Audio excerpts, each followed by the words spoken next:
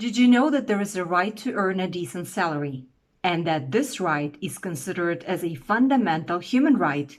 In poor countries, businesses pay often so low that wages are often lower than what many consider to be sufficient for living in dignity in that particular country.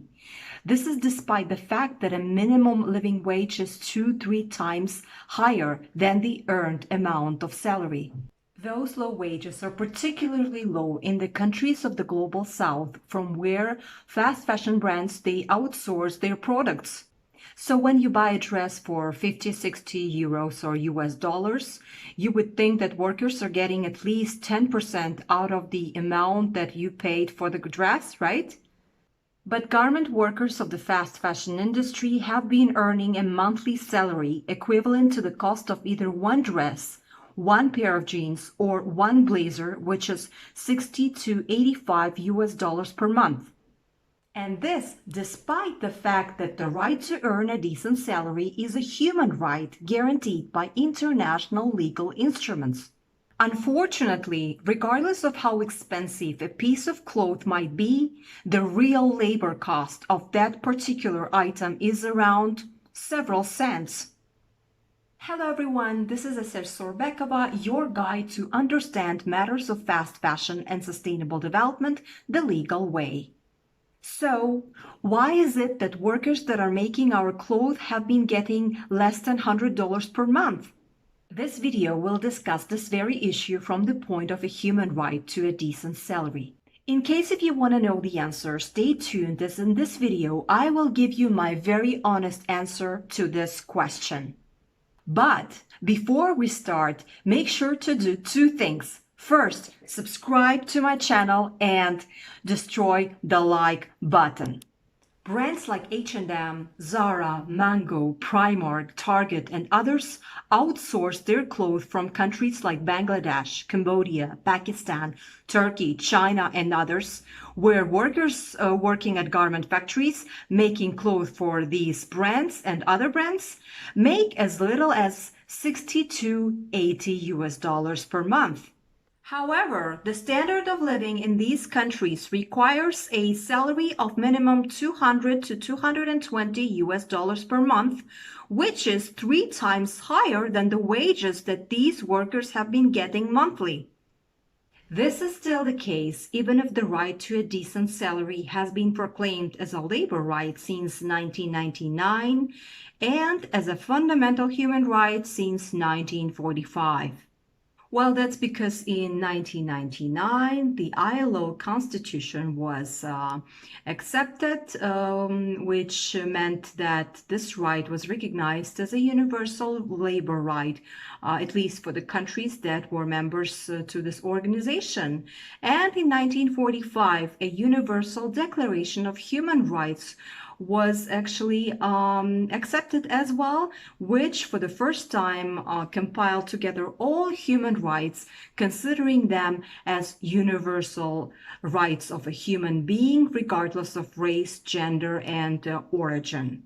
Yet, more than 100 years later, the situation of workers in the world, especially as we are considering now the question of the right to a decent salary of the workers of the fast fashion industry, remains a lot to be desired, because they have been getting clearly, I wouldn't say not much even would be too much to say. We just mentioned how the situation is in developing or least developed countries. But what about the most developed countries, the countries of G20, the Western countries?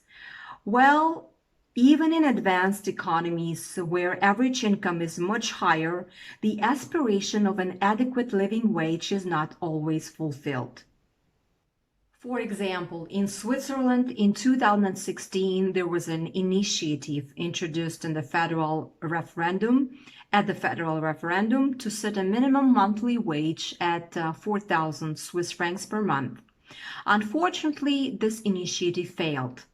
That means that even in Switzerland, one of the most advanced economies in the world, some people are still earning less than 4,000 Swiss francs per month for a full-time job. generally speaking. They could be, as a matter of fact, punching in more than 40 hours per week by working at a, for example, service industry, so by working at hotels, like cleaning ladies, as waitresses and stuff, and getting an hourly salary and not reaching that 4,000 Swiss francs, which would be considered as a salary enough to support oneself, and not only oneself with a little budgeting, the person's family as well. So clearly, that was considered as the optimal solution. Unfortunately, that was not reached. Now, this is a side information that I'm giving for your general understanding and comparing the two types of economies, developed and developing. And just let's not get into it in detail. But this may give you an idea of how low salaries can be beneficial to private companies, commercial giants, and governments to not obligate themselves with fixed salaries for meeting the national minimum living wage for their own purposes, for their own agendas. Remember that I said a few moments ago that international legal instruments regulate the right to a decent salary, and that this right is considered as a fundamental human right. That is important to note this. So that is Article 23 of the UDHR and Article 7 of the International Covenant on Economic and Social Rights that protect, that foresee, provide for this right to be a right as a fundamental human right. Having looked at the above-mentioned documents, we can deduce the following information: that the right to just and favorable working conditions needs to consist of, among other things, if we especially consider a salary, then the following two aspects, the following two elements. First, that your salary needs to be fair, and it needs to be an equal remuneration, meaning that there should not be any distinction between workers of the same qualification. So this is number one. Number two, your salary needs to be sufficient enough not only to feed you as the individual that is earning that salary, but your family as well. In reality, where is a living wage enough to lead a normal mode of living in Bangladesh, for example, or Cambodia, is at the level of 220 US dollars per month, where workers get only 1/3 of this amount, that is around 60 to 85 US dollars per month, a salary that is barely enough for one person. These workers even manage to take care of their kids and families by sacrificing many, many things. And by saying sacrificing many things, I don't mean shopping habits, going out, eating out, stuff like that. No, I clearly mean they really try to set a budget, and they try to cut back on essentials like housing and food. Well, with this type of salary, they're already not able to afford going out and some fancier lifestyle. They are only able to afford the essentials. But what these people are managing to do is that they are even economizing, cutting back on the essentials, which is essential for their survival, right? But they are managing to help their family members.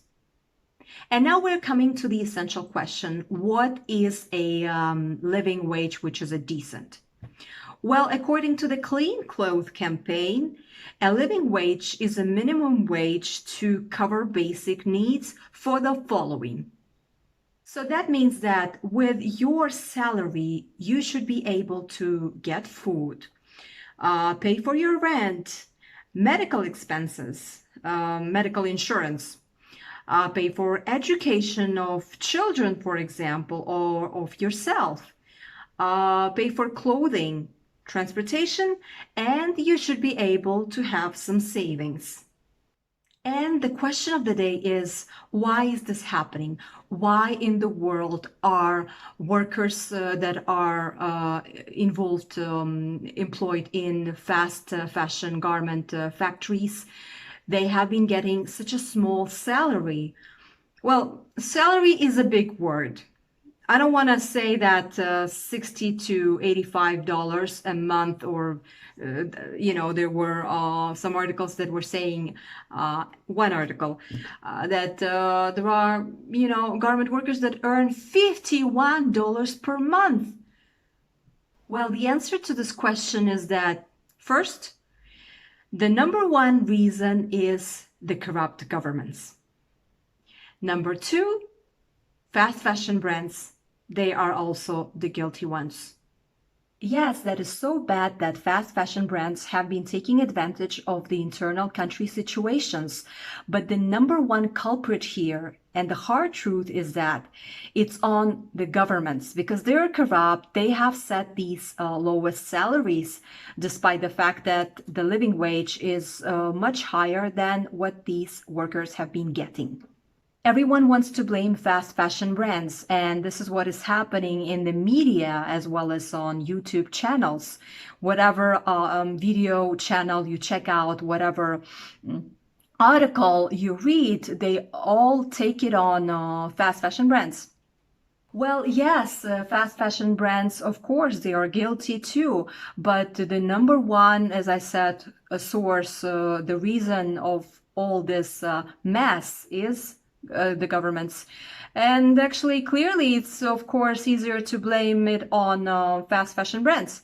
It's kind of like a trend, and it's always easier to look at the big brands and to bring the media attention. But let's not get into this, right? The point to understand here is that there are two reasons for why it is happening, and I've already mentioned the two sources. As a matter of fact, I will make a video on this particular subject. I think that it's important to talk about the media attention on fast fashion brands and how the pressure is one-sided. I think that it's a good approach. Of course, at least there is some pressure, at least on one actor on fast fashion brands. And if it wasn't for this pressure, then we wouldn't be here. We wouldn't be talking about fast fashion. But the point here is that if we want to talk about this in the media and in the platforms, I think we need to tackle the issue from many angles and not just talk about it one-sidedly. Hi everyone! Thank you for stopping by on my channel, where I post videos every Sunday before 10 a.m. CET, videos on fast fashion and matters of sustainable development. And before you go and watch another video here on YouTube, please don't forget to subscribe to my channel and click the notification bell, and also comment down below, and most importantly, destroy the like button. Thank you for stopping by again, and see you every Sunday 10 a.m. Thank you. Bye bye.